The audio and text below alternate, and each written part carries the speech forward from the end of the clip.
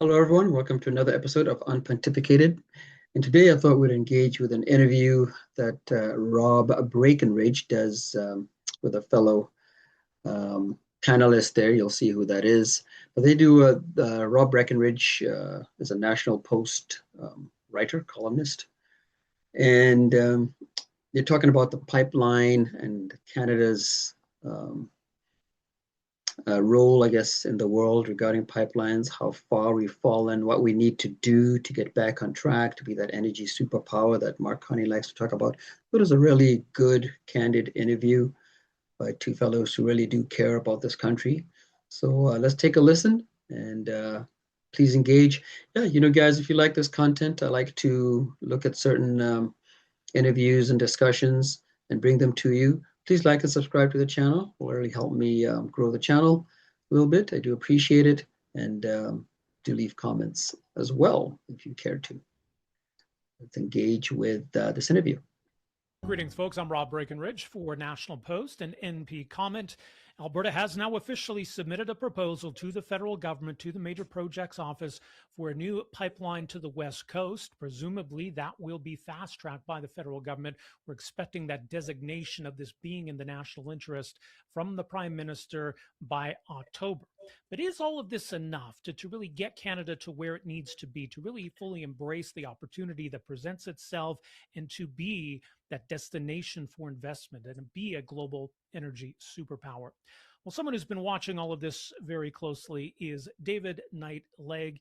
He is a board director and an advisor to a number of energy, financial, and tech firms, a former principal advisor to Alberta's premier, former CEO at Invest Alberta Corporation. David, so great to have you with us here. Great to be here, Rob. Great to see you again. Yeah, likewise. It's been an interesting couple of days. Look, clearly the current premier of Alberta has put a lot of work into this and is trying to pull, I think, the federal government in a much different direction from where it's been over the past decade. How significant is this milestone, do you think, first of all? Well, Rob, it's always hard when you sit outside something as complicated as a negotiation between Ottawa and Alberta, which has skeptics in both their bases, as I'm sure you know. And I had a good conversation with Minister Nixon last night about it. I met the Premier briefly. I think it's really important, and I think that it's not perfect. These deals often aren't, but I think one of the testaments to how important it is how close it came to being derailed in a variety of ways, just as a little bit of the backstory. And I think that you sometimes have to take the win that you've got. And so there are a lot of things I'd be critical about. I don't think it goes far enough. And I think we have a fundamental problem in a regulatory regime, which means that governments have to get this involved in getting basic infrastructure built. In other countries, you don't need governments announcing these things. You don't need a most favored nation status for a project. You have very simple, clean regulations, low taxes, and you allow people to build as long as they meet basic criteria. And I think it's the absence of that that has become more apparent to more people because of the MOU. So I think one of the benefits of the MOU has been that it has started a conversation that's been needed for a long time in Canada over just how hard it's become to build anything here without official government sanction.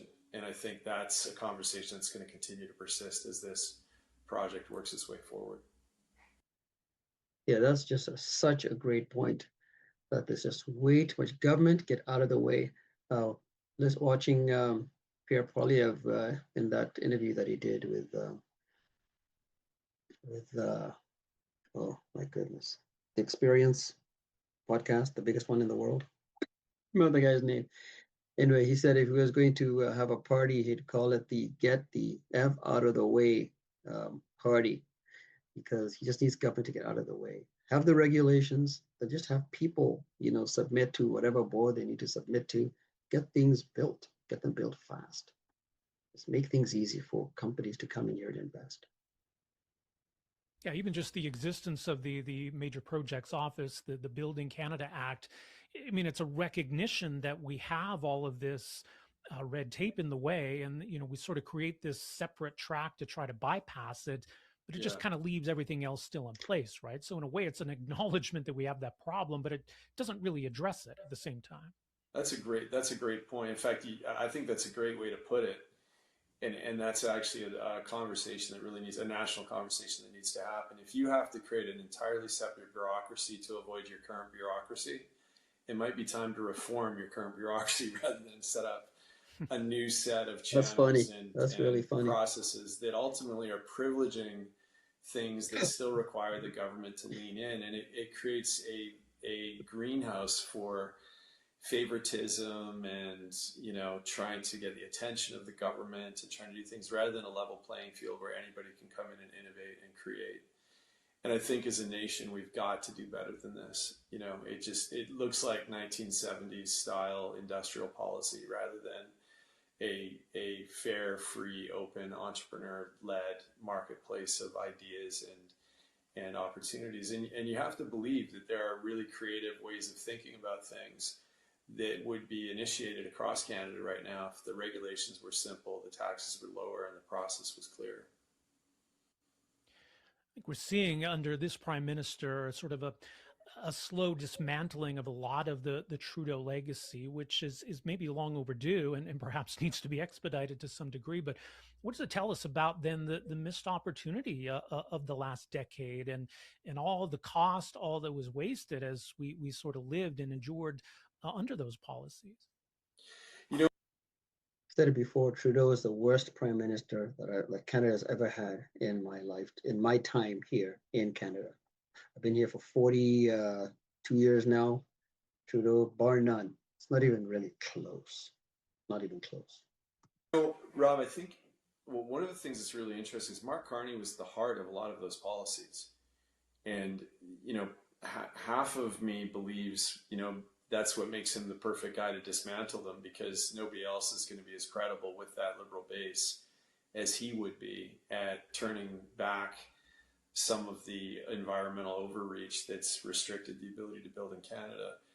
On the other hand, I think that there's this temptation within this government, the Carney government, to maintain control over economic development in a way that means that they constantly have their hand on the wheel. They're constantly fidgeting with what they can release. And this is problematic because you will never have government sanctioned projects move as fast as projects that are originating in the private sector and originating with people that are, you know, have to make a bottom line work.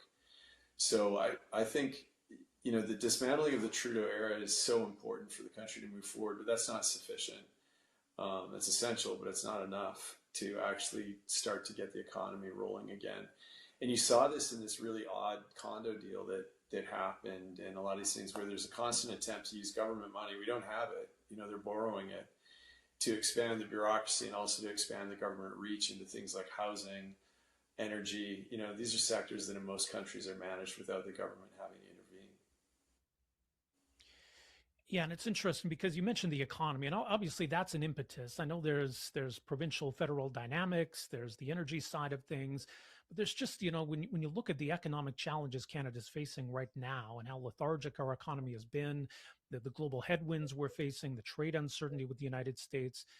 If we've got economic advantages, if we've got strengths, I mean, Yeah. now's the time to exploit those advantages.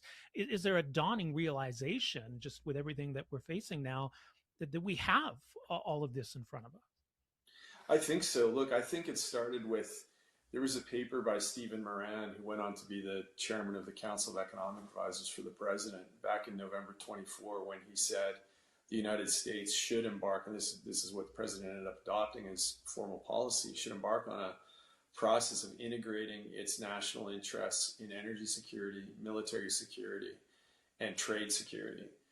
And immediately they went for Panama. They're doing deals around the Straits of Malacca. They're, of course, you know, active in the Straits of Hormuz with Iran, Greenland. You know, they immediately went to taking Venezuelan oil over. I don't think there's been enough coverage of that. And that's one of the things that led to the article that I wrote, which is when the Americans took over the Venezuelan energy supply, the Chinese lost 550,000 barrels of heavy crude, which is chemically identical to what we produce, and opens up an opportunity for us to have a $15 billion a year trade with the Chinese government just on that one replacement supply chain alone.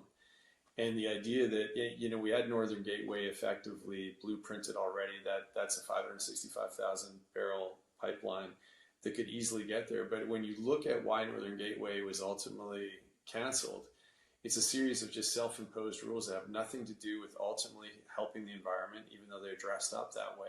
When you double click on those rules, they do nothing for the environment. And in some ways, they just sort of imagine that Canada can't do things. You know, like when you look at a tanker ban and you think the whole world is moving this stuff by tanker. Are we the only country incapable of operating shipping and ports in environmentally sensitive areas? Like, do we don't back ourselves enough to figure out that we could still do it as Canadians if they can do it in 50 other countries? So there's a And that just kills me. This tanker ban thing, it just kills me to no end. Like what he says, guy says, is absolutely correct. We're the only country who can't move things because we're the only ones who want to keep our coastlines pristine. And so heaven forbid that there's a spill, it's going to mess up our coastline. So we're going to put this tanker ban in place.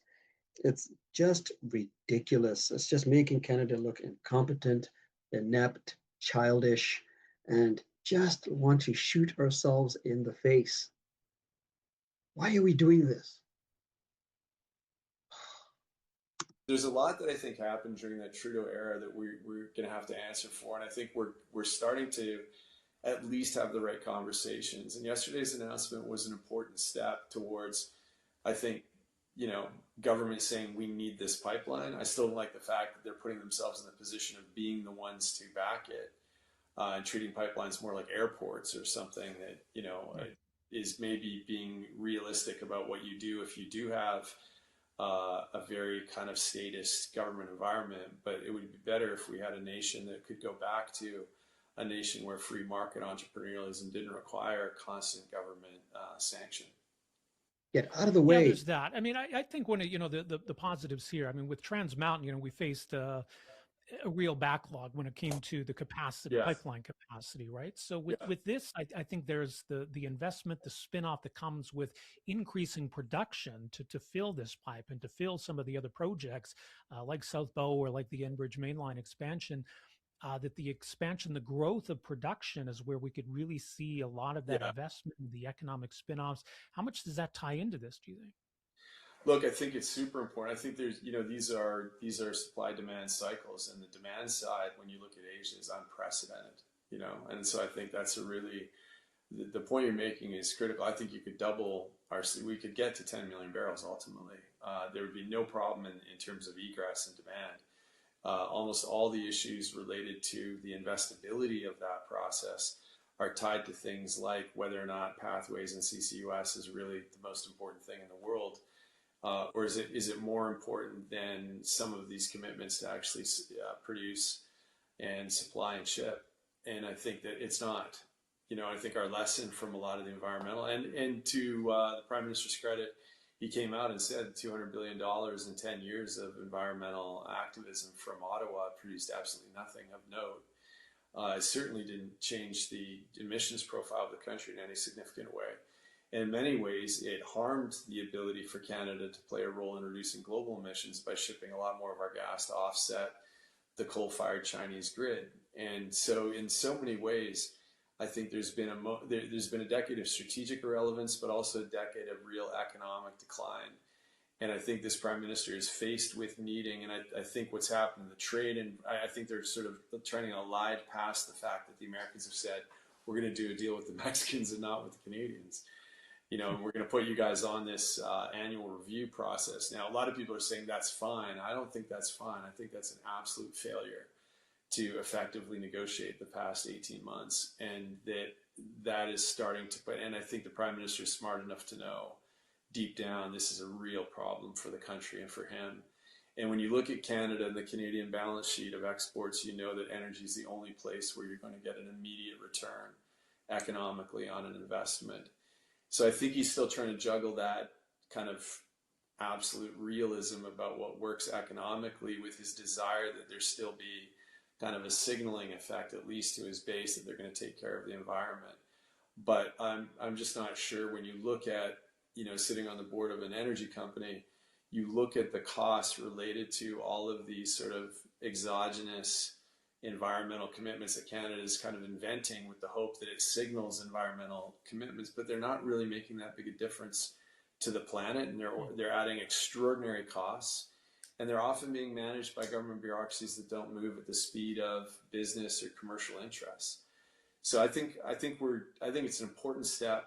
I think it's raising some important conversations, but I think the answers to some of those questions those conversations are raising are going to take us further down the path of a much more liberalized economy when it comes to energy, and hopefully a smaller government, a government that can live within its means federally and provincially.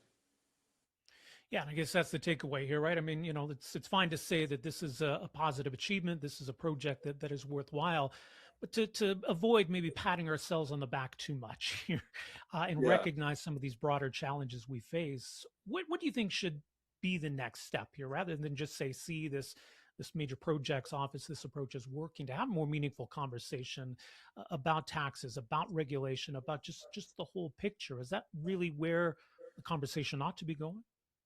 Yeah, look, I think you're doing it right now, Rob. I think that this kind of conversation that you're initiating is really important, because I think that the baseline is that we want this nation to succeed. We want Alberta to succeed. We want Canada to succeed. We know that, and I think we've been sort of avoiding the fact that we've allowed the economy to decline, and we've become very, very dependent on the United States as a result of that. I mean, one of the great ironies of the past decade is that by refusing to build these things that would have taken our energy to Asia and to Europe, we've created a much deeper dependency on the US markets in every way and across every category. And that dependency is now starting to really hurt us. And I think Ontario is an especially tough place when it comes to this. But I think the first step here is to start to have the conversation that we need to have. And one of the obvious things to do is look at other nations and say, how are they creating these things in a way that's actually getting things done? You look at a play, I've been spending some time in the United Arab Emirates, which is home to both Abu Dhabi and Dubai. And they just decided in the middle of this war that the Straits of Hormuz were not secure enough, and so they're going to build a pipeline. They're going to have that pipeline done in under a year. And that's going to move 1.8 million barrels of oil. And when you hear that, you sort of think, makes sense. But then you think, imagine if Canada said, we're going to build a pipeline, 1.8 million, we're going to have it done in a year, and we're going to get this stuff to China as a result of what happened in Venezuela. Here's the burning question for me. Why not? Why can't we be that nation? Half the people building these infrastructure projects in the UAE are coming from Canada, because we're the best in the world at these things. But those experts can't build those things in Canada at that speed. Because they're beholden to a series of rules that are often rooted in what used to feel like benign green commitments, but now we just realize these are things that are doing nothing for the planet, and they're significantly slowing down our ability to actually build the kind of economic stability and security and growth we need. So I think, it may sound a little glib, but I think it starts with the kind of conversation we're having. We were talking before the show about our mutual friend Heather Exner Perot. I think she's initiated a lot of really important conversations about these things. I think there's a really thoughtful, solid kind of conversation happening, and I really like the framing that when we were talking about doing this you gave, which is, this is good, but before we start to sort of hit piñatas over it, let's think a little bit about where does this actually go next? Are we still talking about a 5 to 10 year build process? Is that real? Why can they build something in a year in the UAE that carries almost twice the amount of oil as what we can build? And, if there's geographic or geological reasons why, then fine. But I don't think that's the case. I think a lot of it is that we've just grown used to and accustomed to operating in a manner that is second rate. And it doesn't keep up with the speed of business. And it certainly doesn't keep up with what's happening globally in the world of energy security and energy supply. Yeah. We'll leave it there. David, appreciate the insight and overview of all of this. Thanks again for making some time for us here. You bet. That was a great interview. So much there. The story of, Abu Dhabi and Dubai, there in the UAE, they're going to have the pipeline built in a year. Why can't we do it here in Canada? Regulations, just regulations. Trying to kowtow to this province, kowtow to Indigenous peoples, and then, environmental this, environmental that. It's really wasting our time. It's second rate, and it's not moving at the speed of business. And if we don't change that, because it's one thing now, okay, we're going to get this pipeline built. It's going to take 5 years. Then what? Another 5, 10 for another pipeline that we realize we need, the Northern Gateway? Can we just get out of the way and let businesses do their thing? Guys, that's my take on this. It is frustrating, but this is a great country still. People are still wanting to come here. We still have people that we're turning away because Canada's immigration people want to come to this country. It's one of the best countries in the world. Can be better. Can be better. We need to move forward and make it even better. Prosperous, successful. Let's get back on track. Whew. All right. Like and subscribe, leave comments. I really appreciate it. Thank you. Bye-bye.